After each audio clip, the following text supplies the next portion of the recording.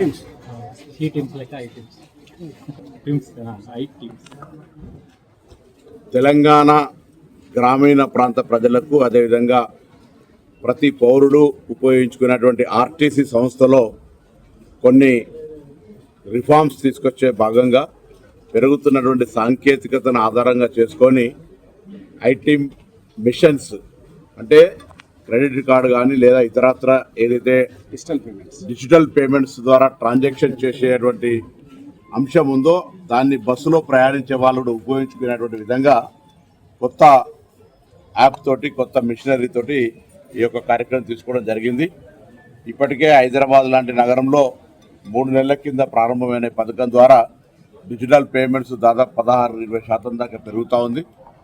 తెలంగాణలో ఇప్పటికే దాదాపు 9-10 వేల బస్సులు 6,000 బస్సుల పైన ఈ డిజిటల్ పేమెంట్ సిస్టమ్ కానీ అదేవిధంగా ప్యాసింజర్కు డెస్టినేషన్ ఇచ్చేటువంటి విధానం లోపల ఎటువంటి డిస్టర్బెన్స్ లేకుండా తొందరగా టికెట్ ఇచ్చేటువంటి విధంగా పంచుకొట్టడము వాటికి వీటికి ఆ మాన్యువల్ కాకుండా టెక్నికల్ సిస్టమ్ లోపల కన్వీనియన్స్ అండ్ అకౌంటబిలిటీ ఉండాలంటే దానికి సంబంధించిన డాటా అంతా కూడా హెడ్ ఆఫీస్లో సింక్రనైజ్ అయ్యి ఎప్పటికప్పుడు బస్సులో ఎంతమంది ప్యాసింజర్స్ ఉన్నారు, ఎక్కడి దాకా వెళ్తూ ఉన్నారు, రెవెన్యూ ఏంది అనేది అంతా కూడా ఆన్లైన్ చెక్ చేసుకునే సిస్టమ్ లోపల ఈరోజు ఆర్టీసీని వ్యవస్థీకరించడం జరిగింది.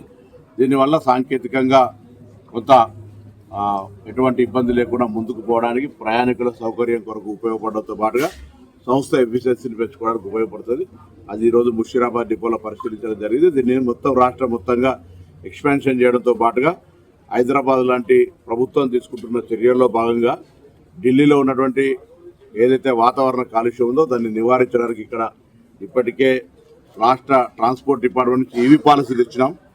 దేశంలో ఎక్కడో లేని విధంగా ఈవీ వెహికల్స్ అంతా కూడా ఇక్కడ అమ్మకాలు జరుగుతూ ఉన్నాయి. దానిలో భాగంగానే పబ్లిక్ ట్రాన్స్పోర్ట్ సిస్టంలో కూడా ఈవీ వెహికల్స్ తీసుకురావాలనే ఆలోచనతో రింగ్ రోడ్డు లోపల ఆ కార్యక్రమం తీసుకుంటాం. దానిలో భాగంగా ఈవీ ఆటోలకు కూడా చాలా కాలంగా పర్మిట్స్ లేకపోతే ఈవీ ఎల్పిజి సిఎన్జి ఆటోలకు పర్మిషన్ ఇచ్చినాం. అదేవిధంగా ఈ ఆర్టీసీ సేవల్ని కూడా కొత్త కాలనీలు హైదరాబాద్ చాలా పెరుగుతూ ఉంది. కొత్త కాలనీలకు బస్ సౌకర్యం లేని వాళ్ళు దగ్గరలో మాకు హైదరాబాద్ జంట నగరాలు ఈ ఆర్ఆర్ లోపల 25-30 డిపోలు ఉన్నాయి. డిపో మేనేజర్లకు కానీ మీ ప్రజాప్రతినిధుల ద్వారా ఆర్టీసీ సంస్థ ఏ ప్రతినిధికి ఇచ్చినా తప్పకుండా ఆ కొత్త రూట్లలో కూడా బస్సులు ఏర్పాటు చేసి ప్రయాణికుల సౌకర్యాలను సేవల్ని మెరుగుపరిచి ఇంకా విస్తృతపరిచేటువంటి కార్యక్రమం తీసుకోవడం జరుగుతుంది. ఎందుకంటే గతంలో bus number Himayat Nagar to Nampally to Charminar ఇట్లా బస్సు నెంబర్లు అవుతున్నాయో వాటికే పరిమితం కాకుండా ఎక్స్పాన్షన్ ఆఫ్ యాక్టివిటీ కొత్త కాలనీలకు కూడా బస్సులు ఇచ్చడానికి ఆర్టీసీ నిర్ణయం తీసుకొని ముందుకు పోతా ఉంది. ప్రజలు ఎక్కడైతే బస్సు సౌకర్యం పబ్లిక్ ట్రాన్స్పోర్ట్ సిస్టమ్ పెరగాలి, ట్రాఫిక్ తక్కువ కావాలని హైదరాబాద్లో భాగంగా పబ్లిక్ ట్రాన్స్పోర్ట్ సిస్టమ్ కొరకు బస్సులను పెంచడంతో పాటుగా రూట్లను పెంచే ఆలోచన ఉంది. ఎక్కడ ప్రజలకు అవసరం ఉంటే అక్కడ ఒక లిఖితపూర్వక రూట్ మ్యాప్ను ఎక్కడికి పోవడం పబ్లిక్ జనరల్ గమ్యం ఉంటుంది. దాని ప్రకారం ఇస్తే బస్సులు కొత్త చేసి నడిపే ప్రయత్నం చేస్తాం.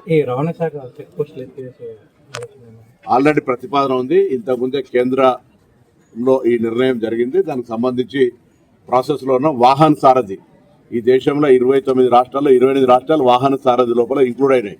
ఓన్లీ తెలంగాణ 10 సంవత్సరాలు నిర్లక్ష్యం చేసినారు. నేను ఎవరి మీద నింద వేయడంలే. మా ప్రభుత్వం రాగానే వాహన సారథితో లింకప్ ఎన్ఐసి ద్వారా మేము లింక్ చేసుకుంటా ఉన్నాం. అది ప్రాసెస్ కంప్లీట్ కాగానే అందుకు సంబంధించిన కార్యక్రమాలన్నీ కూడా జరుగుతాయి. ట్రాన్స్పరెన్సీ ఇంప్రూవ్మెంట్ చేయడానికి చాలామంది మాట్లాడుతూ ఉంటారు. రిఫార్మ్ చేస్తూ ఈరోజు ఈవీ పాలసీ తీసుకొస్తూ కంప్లీట్గా రిజిస్ట్రేషన్ ప్రాసెస్ను ప్రతి ఇష్యూను కూడా ఆటోమేటిక్ టెస్టింగ్ స్టేషన్స్ చేయాలని ఏదైతే ఫిట్నెస్ ఉందో ఇప్పుడు మాన్యువల్ జరుగుతూ ఉన్నది, ఎక్కడైనా లోపం ఉండొచ్చు, దాన్ని కూడా సాంకేతికంగా మార్చాలని డ్రైవింగ్ టెస్ట్ కూడా లైసెన్స్ ఢిల్లీలో పోయి చూసొచ్చినాం. దాన్ని కూడా డ్రైవింగ్ టెస్ట్ను బాజాప్తా టెక్నికల్గానే చేయాలి, పూర్తిగా సాంకేతికంగా అనేటువంటిది అనేది మార్పులు చేస్తా ఉన్నాం. సమయం తీసుకుంటుంది. రాబోయే కాలం లోపల అన్ని రకాల సాంకేతికమైన ఈ యొక్క నిపుణుల సలహాతోటి తీసుకొని ఎక్కడ ఎటువంటి లీకేజ్ లేకుండా చేస్తాం. రవాణా శాఖ అన్ని శాఖల కార్యాలయాలు జరుగుతున్నాయి. రవాణా శాఖల కార్యాలయాలు కూడా జరుగుతున్నాయి. తప్పే ఎవరైనా తప్పు చేస్తే వాళ్ళు ఎవరైనా ఏ శాఖ అయినా శిక్షార్హులే కదా. కానీ ఊరికేనే కొంత ఏదైనా జరిగితే పొరపాటు వాళ్ళు కూడా ఉద్యోగం చేస్తున్నారు, ఎవరైనా చేస్తున్నారు. ఎవరెవరికి తప్పు జరిగితే దాన్ని ఎవరు కూడా అవినీతి నిరోధక శాఖ పనిచేయాలి, ఎవరి పని వాళ్ళు చేయాలి.